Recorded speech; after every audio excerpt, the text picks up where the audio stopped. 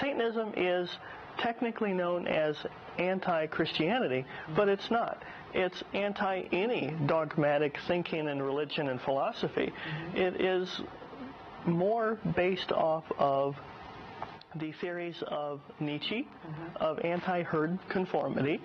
Ayn Rand, the female political philosopher in the 60s and 70s who wrote a lot about the philosophy of objectivism, and that's all about personal ego and wealth and capitalism, everything that a meritocracy stands for.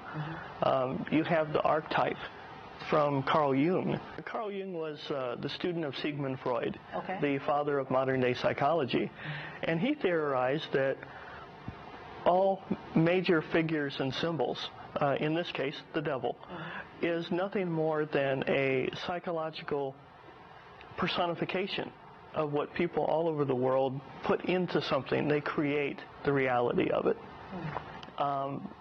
Through myth, through legend, through fiction over the centuries, people have an idea of what the devil is. If you take out the reality to a Satanist that God, the devil, and hell don't exist, that it's nothing more to us than Greek and Roman mythology. It's something interesting to read, and you can take something away from it. But it's a story to us. If you take the worldview of what the devil is, it's a symbol of rebellion, of intellect, of pursuit of wealth and man's carnal nature, sex and good food and wine and things like that.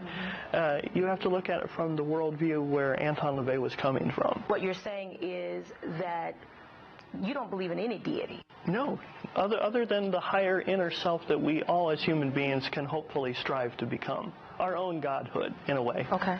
So do you believe that you're a god? No.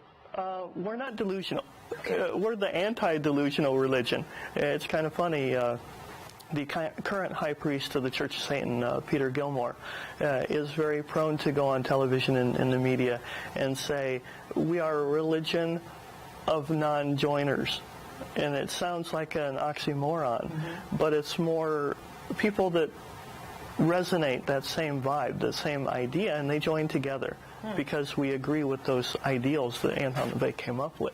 So okay, let's back it up a little bit. Okay. So your name is Eric Vernor. Right. But you also go by a pen name of Corvus Nocturnum? Nocturnum, yes. Okay, so you're an author? Embracing the Darkness, Understanding Dark Subcultures was my first book about 6-7 years ago. And it was my beginning into this type of lifestyle where I wanted to explain and explore all the different dark subcultures that exist in the world, how they're the same, how they're different, the histories, where they come from. And I interviewed people in those different worlds because I didn't want it to just come from my own bias. I wanted the people to speak for themselves. And that's what paved the way for all my future books from then. Wow. You know, Allure of the Vampire, Our Sexual Attraction to the Undead. What is that? Talk to me about that. That's a very... That is probably my bestseller right now, is because there's so much hype with True Blood and, you know, the Vampire Diaries and Twilight and all those other films and things. But it's been cyclical. It comes and goes every so many years. It's been that way since Bram Stoker's Dracula. And then Interview with the Vampire came out at the same time. It keeps going and going. Every so many years it comes back. Why did you choose the pen name Corvus Nocturnum? That actually sort of was on a whim back in the old days when AOL dial-up was around and, you know, chat rooms, if you remember back that. You know, I wanted to relate to the people I was talking to. You know, I wanted to fit in with them. I wanted them to identify with me and be willing to open up. So that is the name that I used on AOL chat. The family that you do have, were they accepting of your faith, religion, lack thereof faith? Is it faith? Would you call it faith? It's more philosophy than faith. Faith requires belief in something that you can't see.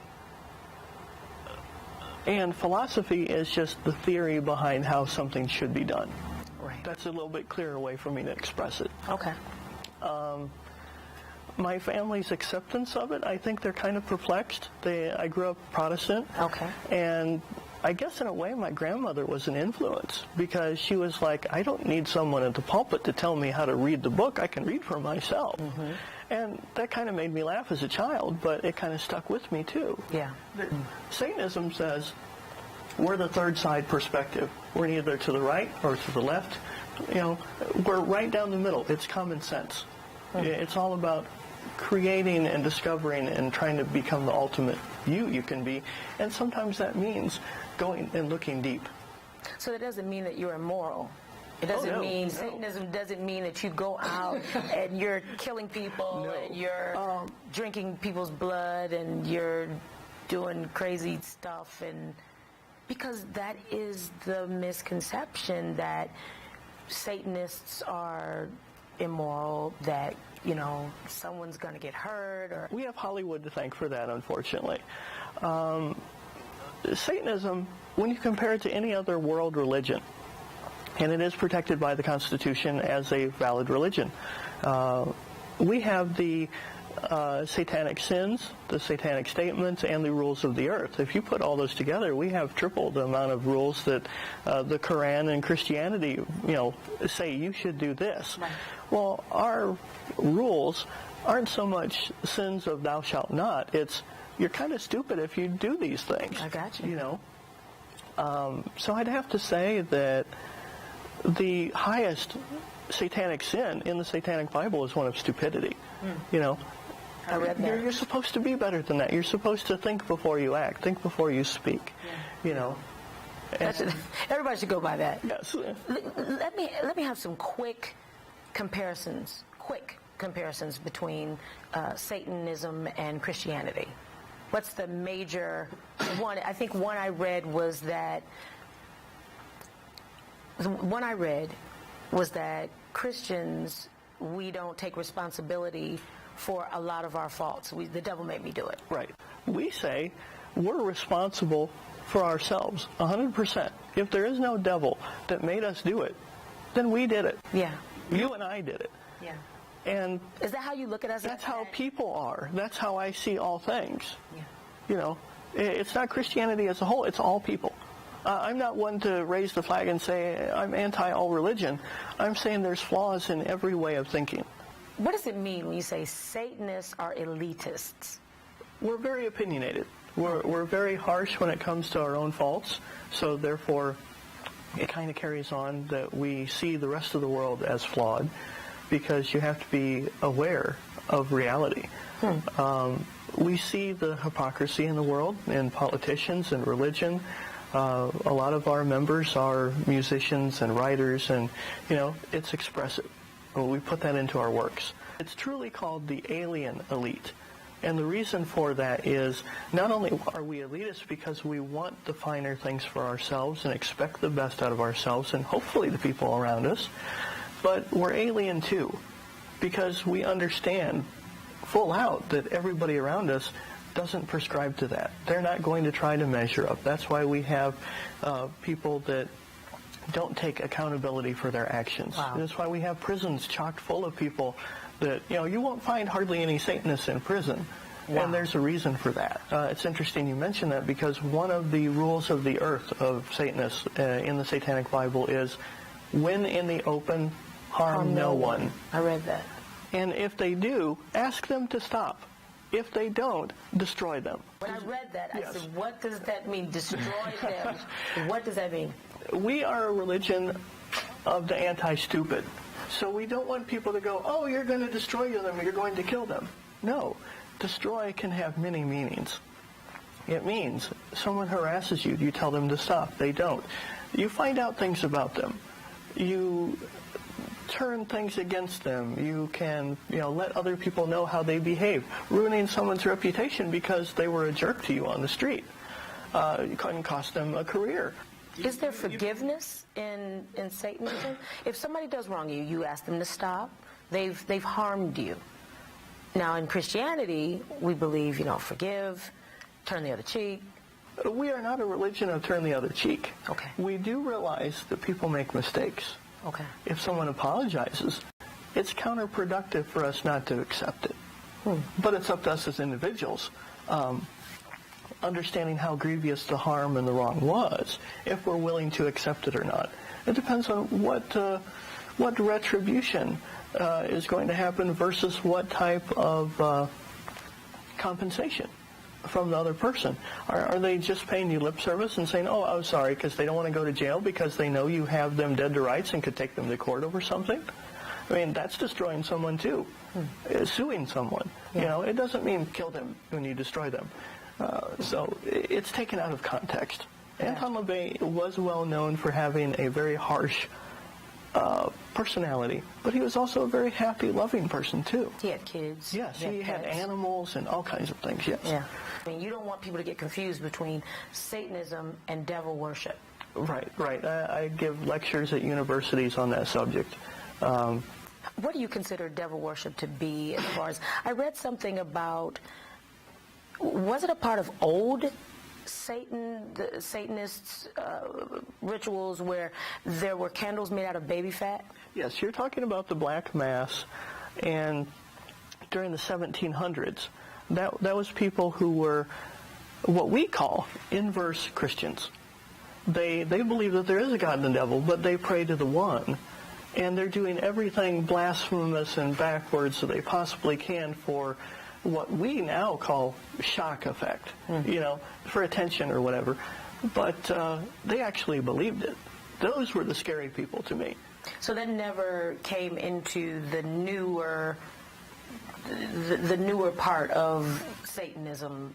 It was never a part of that. We have our rituals, we have our ceremonies and things like that, like any religion. Yeah. But we don't have candles made out of baby fat in your rituals. And neither do we. We go to stores or you know, have people in our order that make them. Yeah. You know. Let's talk about your major holiday.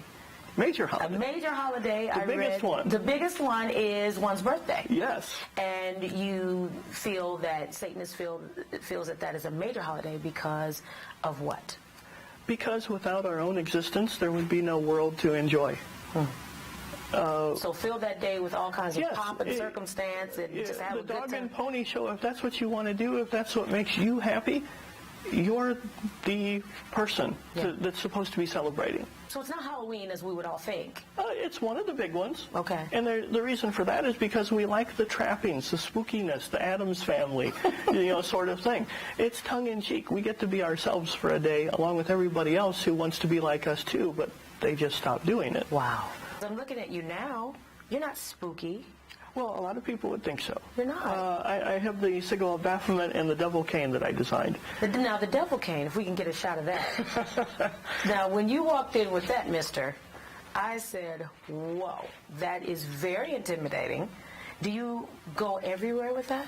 No, just for functions, and, you know, I'm getting a little older, so if I need it, you know, I have it. You don't need it. You don't need that. You're just as spry as you can be. Oh, thank you. What is the pen for exactly? This is actually the official emblem of the Church of Satan. It is the sigil of Baphomet.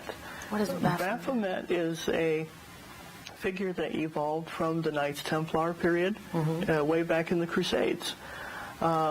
It was about when things changed throughout time, and then you got to the Freemasons, the Golden Dawn, other magicians and occultists. The star itself being inverted, unlike the pagans who have the star upwards. Paganism is a little more like Christianity, where it's us bringing things to the world for the betterment of all.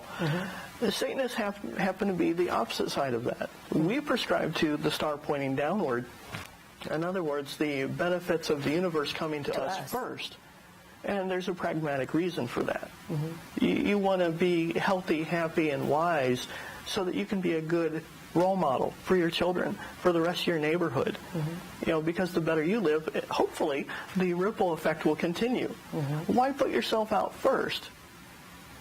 And then, you know, that's our attitude. I got it. So the star pointing down means the world coming to us. Let's put yourself first. It doesn't mean be cruel to other people around you and, you know, have total disregard. But that's another stereotype. But it says look out for number one. Yes. And that comes from Nietzsche and Ayn Rand and other philosophers long before Satanists. You don't have a problem with other religions. You don't have a problem with Christianity. You don't have a problem with I didn't grow up Hinduism. hating it. I'm not like some of the other people that say, well, you're a Satanist because you hate all religion. No, this one just made sense to me. Yeah. Those others make sense to other people. But you don't hate No, why should I? anybody. Why should I be hateful? That makes me unhappy, and Satanism is about being happy and living your life to the fullest. Yeah. That would be counterproductive. I agree. Let's talk about lesser magic. Lesser magic involves sex, sentiment, and wonder. Mm-hmm. You got to deal with that for me. Okay. What does that mean? To break Simply, it down, Eric, you're a very smart guy. You'll go right over my head Well, here. thank you. Taking it from sexuality, people are attracted to those who fit a certain look. You can use that to your advantage. Like if you know that you're not the best looking person in the world, but you're a man and you can bulk up and you shave your head, to some people that's sexy. Mm-hmm. That's using magic. Truthfully, it's psychology, but magic is psychology to us. Ritual, prayer, it's psychological decompression. It's all in the mind. We just take away the third party and feel that it's all on us. So in magic, we're decompressing our emotions in the ritual chamber by just releasing in a healthy way. So if you want to use sex magic, you will conjure up the image of the beautiful person you wish to be with. You'll concentrate on it. It may not be what you ultimately get, but that if you know what your goal is, you'll eventually get something closer to it. So therefore, you're happier. Have you ever wanted a woman, a beautiful woman or a beautiful someone, and you did a ritual trying to maybe lure that person or will that person to you? Have you ever done that? Yes. Yeah? Yes, and it worked. Did it work? Yes. The type of person that I desired did come into my life for a very long time. Wow. So I don't know if you just want to call that I created in my mind an image of what I wanted, and I went after it when I saw that opportunity. I didn't allow fear to stop me, Gotcha. When it comes to shock and awe, the third part, we are the only religion in the world that will freely admit that religion is all about showmanship. The rituals, the robes. You go to Catholic Mass, they're all decked out. They have thunderous, music in most religions to heighten the emotion, to bring these things out in people. We did the same thing. But once we walk out of it, we realize we're the ones that did it. That's where the separation lies. It's more of a mental thing. There's no spirit that made it happen? No, necessarily? it's not a spirit. It is what Nietzsche would call the will to power. That's within you? Yes. There's no deity bringing the spirit. That you have the will inside of yourself. Right. And from what I read, you said that Satan represents the will that everyone has inside of them that they can tap into. Yes. Right? Yes. That's what Satan represents. He's a symbol of being this able is to... a symbol. Yes. It's something that we can identify with, that we resonate with, that we can say, I have the strength to overcome my problems. You'll find that in self-help books. You'll go to a psychologist, saying, I can't deal with this. They say, yes, you can. We just give it a kind of cool, surface coating to it. Gotcha. So I want to get that right. So the wonder part of it is the what? The wonder part of it is you called it shock and awe? Yeah, that's the way I would describe it to people on a simple level. It's the trappings, it's the heightened emotions, it's the music and the candles and the incense, and some people wear robes and masks when they do it because they want to totally take themselves out of the audience perspective of, oh, well, that's George. No, it's not. It's some guy. It's like play acting as a child. Mm-hmm. You get to pretend to be something and let your emotions out because you're not worried about what somebody thinks of you. 9 satanic statements. Mm-hmm. Satan represents undefiled wisdom instead of hypocritical self-deceit. Yes. That's one of the things I stressed earlier. Yeah. Is you have to look within yourself. Yeah. Don't be hypocritical. Don't say, well, that's not me. If you have a negative trait, fix it. Satan's about pride. Well, if you keep getting pointed out to you that something you're doing is wrong all the time, chances are there's some truth in that. Satan represents kindness to those who deserve it. instead of wasting on ingrates, instead of wasting your kindness on ingrates. Yes. That's self-explanatory. Yeah, I think so. Okay. Satan represents vengeance instead of turning the other cheek. Why let an enemy lash out at you again when you have a chance to prevent it? Kind of revenge when it comes to war and politics. Machiavelli was a great influence on Anton LaVey when it came to that thinking. Satan represents vital existence instead of spiritual pipe dreams. Instead of thinking that the afterlife will be better and we're meant to suffer here on earth, why not enjoy yourself here in case there isn't anything else? Isn't it a waste of your life? Satan represents responsibility to the responsible instead of concern for psychic vampires. Not to be confused with the other psychic vampires in the living vampire lifestyle. This came before that. LaVey was saying people that will play on your emotions. They will say, oh, woe is me, help me. And they will continue to lean on you because you feel obligated, because they're family, they're friends, they're someone that you feel indebted to. And they will keep doing it to the point where you're exhausted, you're mentally drained, you're financially drained. You have to put a stop to it. Otherwise, they will ruin you if you let them. Satan represents man as just another animal, because sometimes better, more often worse than those who walk on all fours. I think that one's fairly self-explanatory. Like I said earlier, we love our animals because they aren't going to bite us unless we treat them badly. You did. Human beings, you never know when someone's going to turn on you because they want your job, or they want your boyfriend, or whatever. Animals will treat you better, so we respect animals more than our fellow man unless they give us a reason to respect them. It's earned. It's not just given. Wow. Satan represents all of the so-called sins, as they all lead to physical, mental, or emotional gratification. Yes. The point was proven to a exaggerated sense in one of my favorite movies, Keanu Reeves and I believe it was Al Pacino in The Devil's Advocate, when he showered him with all the money and wealth of being a young upcoming lawyer and the women and everything else, and he's like, the world is mine. It's never been more apparent than in the 21st century. And even though there was some mythological aspects, the legends of Satan and everything thrown in at the end for theatrics, because it was Hollywood, he did have a good point that was very satanic in its thought, that man needs food. Eat better food than junk, because that's hard on your body, and you might as well enjoy what you're putting into your mouth. A sex partner.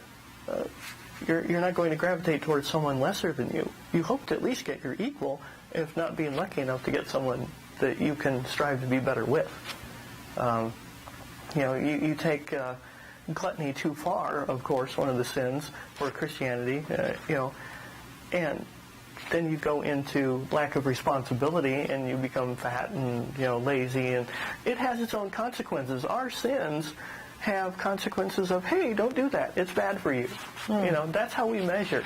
Our morals come from what we feel is right, not so much by a religion, by, let's put it this way, it's been said I'm a very nice, warm, approachable person. Well, I'm that way in general. It's how I grew up. But at the same time, if you look at it from a selfish perspective, why would I want to be not that way to other people when I'm a writer? I want people to like me. I want them to buy my work to, help me, pay for my food and everything, just like they do at their job. So when I talk to people and I really get to know them, I want them to like me for me. So of course I'm going to be nice to them until they give me a reason not to. I got you. Satan has been the best friend the church has ever had, and has kept the church in business all these years. That's a little bit of Anton LaVey being a little tongue-in-cheek. Yes. You have to understand that he did have a great sense of humor. He was trying to prove a point, though, that without an adversary, without a bad guy, it's hard to be the white knight. You don't have someone to poke at and say, that's bad, that's wrong, come to us, because we're good. How do you measure good if there's never anything bad? to weigh it against. Gotcha. We need our villains so that the heroes look good. I got you. What is one thing that you want to say to all of the people that are watching right now? Just one thing. If you had one thing to say, what would you want to leave people with as far as Satanists are concerned? Satanists are people just like you. We strive to become the best that we can be for ourselves, but also for our children. The trophy, if you will, the genetic makeup that follows after us. And for some people that choose not to have children, it could be works of art, music. They leave a legacy because they want to be remembered for who and how they were. Don't we all? Yeah, we all do.